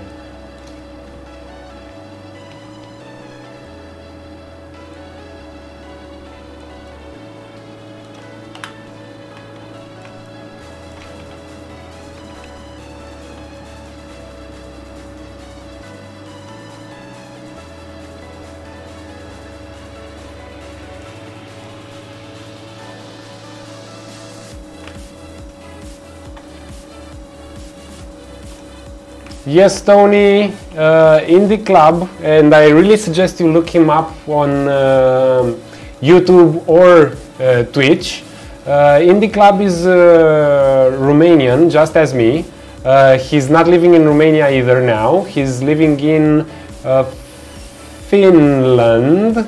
Yes, he's also on the Discord group dedicated to our level design course. And he's actually working now with Remedy Games, amongst other things. He's a level designer. We've known each other for ages. Since the good old times, we both worked at Ubisoft. And follow that guy. He's really cool. Especially if you're speaking Romanian, he does really nice indie playthroughs. He's linked in my YouTube, in my everything, so you can find him if you really want to. Especially for Romanian speakers, it's great.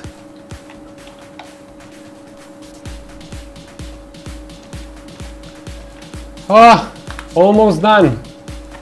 Almost done, people. Capping this one, almost done.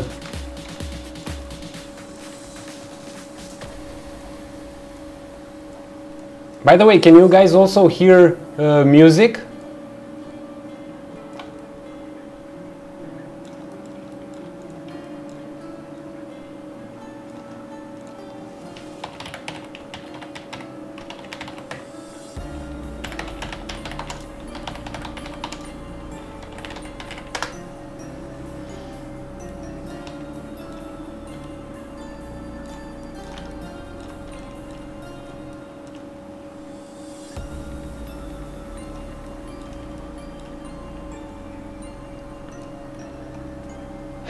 Nimesh, it's not the tool that matters so much. Honestly, I'm also thinking of going on Blender, to be honest. I've heard a lot of great things about it. I tried using it back in the day, like 5 years ago or something, but it was still work in progress back then. It really doesn't matter, dude.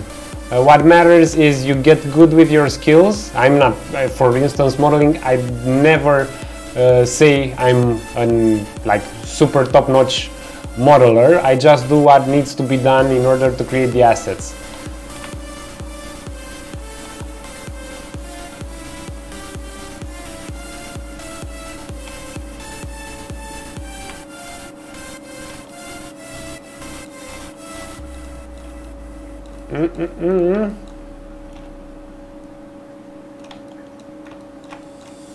Yes, yes, almost there.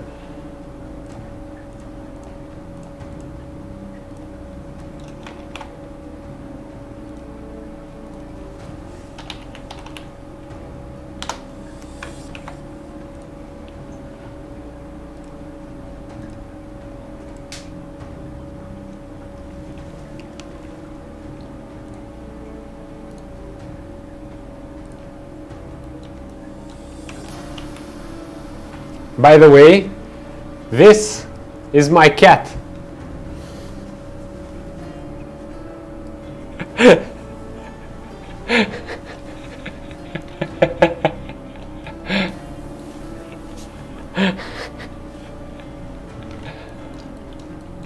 Now, because she really wants to see what I'm doing, maybe I get her to sit here, where she usually sits.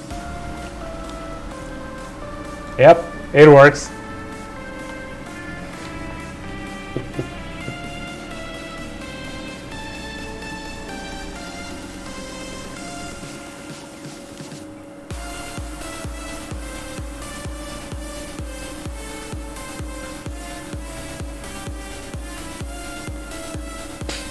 Then you're set, Nimesh.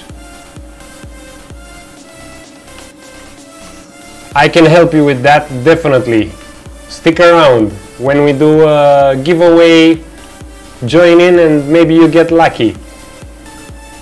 So, look at this. It updated the model.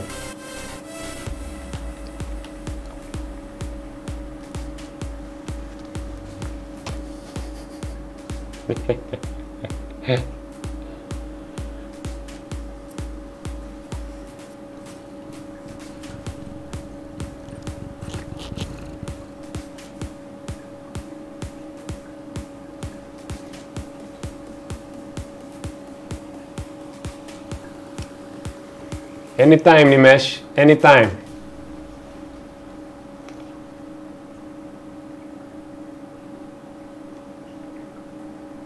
Cool.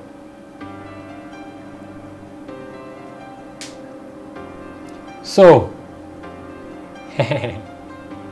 well, Tony, just if I'm not mistaken, just like you won the. Oh no, you didn't. Sorry. So, from time to time, we're doing a giveaway where I give access to the upcoming level design course for free for those that participate in the giveaway. So now I have the window as well. One more window and I'm done. One more.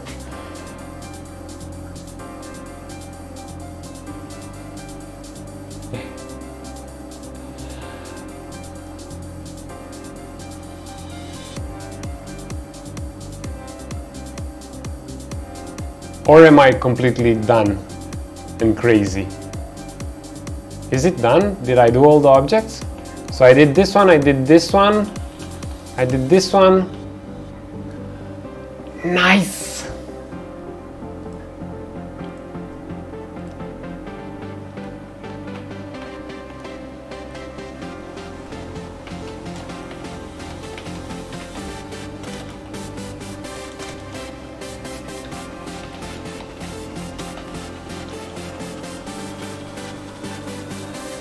Alrighty,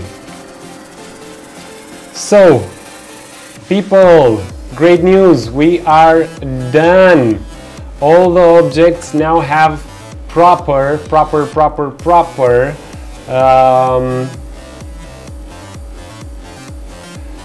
window frames, etc.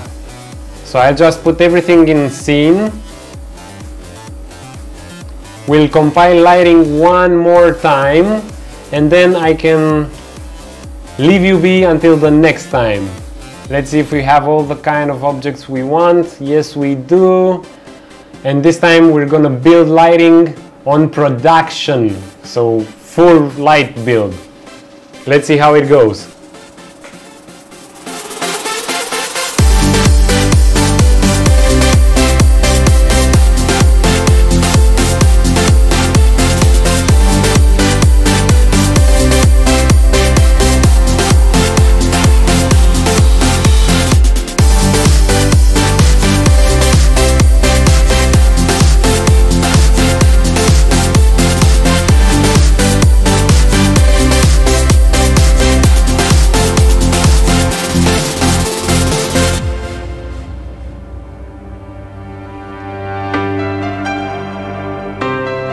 Let's see how the build goes. There we are, doing the skylight radiosity pass. By the way, in case you were wondering, all of these lines are processor cores. And I still need more cores, believe it or not.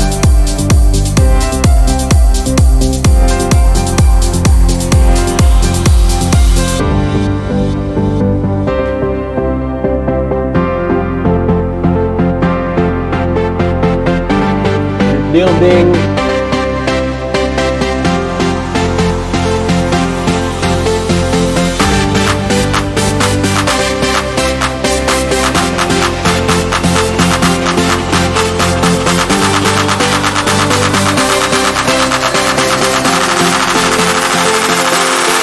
Yeah, AI making your builds. We have a lot of subjects to talk about.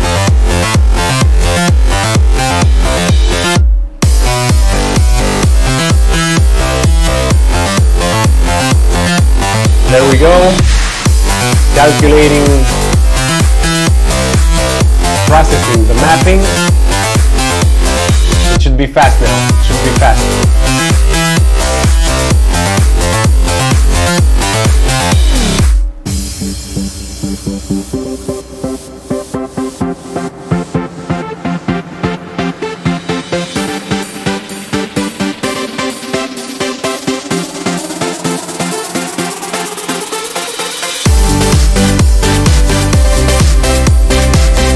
Let me show you something while it compiles.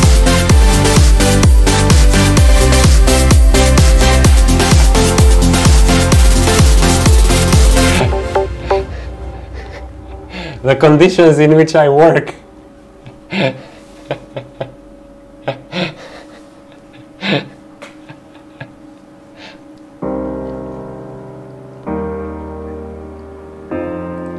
This is taking a while. It's normal to take a while for the lighting to build. We're getting there though, and remember, it's in production setting, so it's as good as it gets. That's like how I would release a game, how I would release all the levels in the game.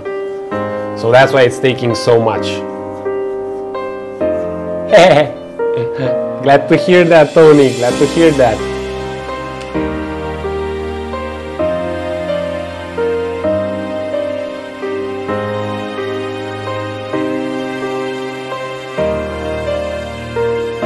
Nimesh, thank you so much for the kind thoughts. Thank you so much for the kind thoughts. That's exactly why we're doing it. To help people, to help anyone who wants to learn. And promise me this, when you grow up and be a super pro developer, etc., spend some time teaching others as well.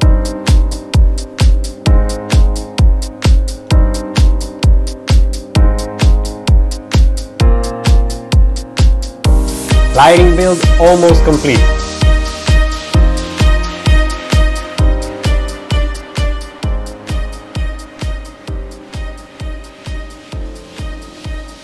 Let's see how it goes now. Let's see. It always gets stuck at the end, and here you can see most of the processor cores finished their calculations, and now some big light maps are stuck on the last of the threads, on the last threads of the processor. Thank you so much. Thank you. So, 1, 2, 3, 4, 5, 6, 7 7 cores, 7 threads from the processor still need to finish.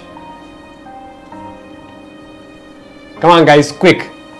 Which one of the blue lines you think will be the last one?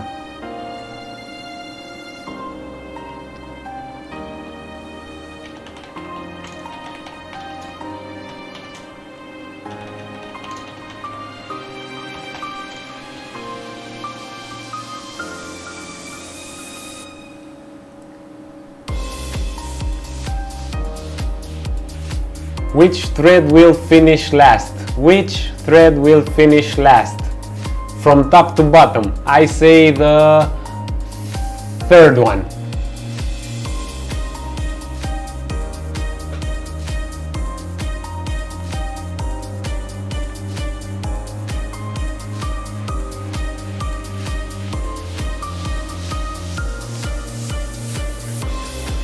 Come on, come on, come on, come on, come on. Oh, the third one and the last one are the only ones left. Which one will finish? Oh, they both finished at the same time. Really? Okay, so now enough betting on processor threads. Let's see. Alrighty. Yeah, we were both right, Tony. We were both right. Okay, so now let's see how it looks like when we actually play it. Oh, I think I have a problem. I have a problem. The collision for the small door isn't working. Look, I'm not generating any nav mesh here. So that means I have to investigate real quick what's happening with the short. Ah, that's the problem. It's automatically generating collision and not a good one. I'll delete this. I will disable the automatic collision generation.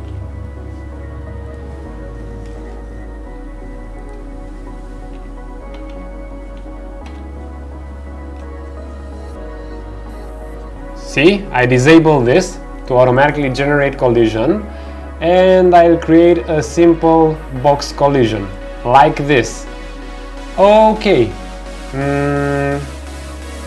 now if I also save the asset and we look around here, we should have, let me just select the nav mesh again and maybe move it a bit around. It's still not compiling. Interesting. Because again I've let a full collision. My bad guys, my bad. It has to be like this. One collision object here. One collision object here. And one collision object here.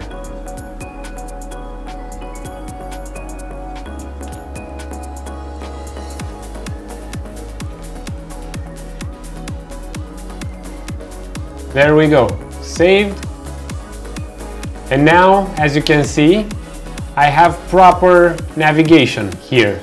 So, save everything, hit play one more time, and it works. Yay! Hey guys, how's it going? Oh, they're not that friendly.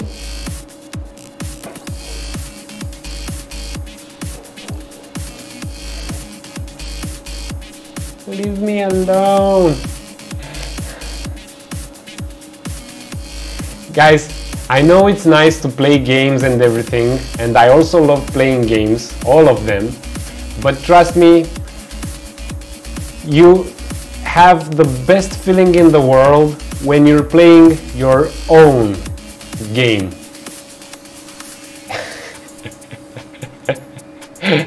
So, anyway, people, thank you so much for sticking by for this extended stream. We were supposed to end like 37 minutes ago, but we took some more time.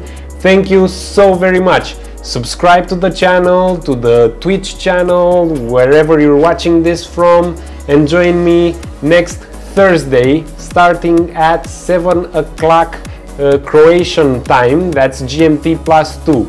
So Thursday GMT +2, join me for another live stream where we continue working on building up this isometric RPG.